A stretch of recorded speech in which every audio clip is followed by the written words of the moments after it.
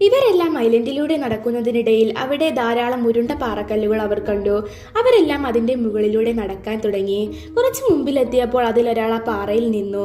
ആ സമയം അയാൾ നിന്നിരുന്ന പാറ പൊട്ടിക്കാൽ അതിനകത്തോട്ട് പോയി. ഷൂവിൽ മുഴുവൻ ജെൽ പോലെ എന്തോ പറ്റിപ്പിടിച്ചിരിക്കുന്നു. എല്ലാവരും അനങ്ങാതെ നിൽക്ക്, ഇത് പാറക്കല്ലുകളല്ല, ഇത് മുഴുവൻ മുട്ടകളാണെന്ന് അയാൾ പറഞ്ഞു.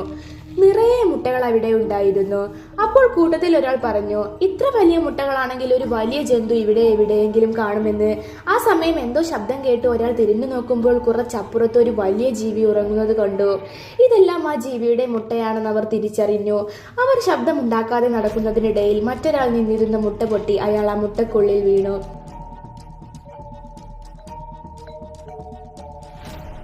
ഈ സമയം ശബ്ദം കേട്ട് ആ വലിയ ജന്തു എണീറ്റ് ഇവരുടെ മുന്നിലേക്ക് വരുന്നു. അവരെല്ലാം പേടിച്ചവിടുന്ന് ഓടി. അലറിക്കൊണ്ട് ഈ ജന്തു ഇവരുടെ പിറകെ ആക്രമിക്കാനായി വന്നു.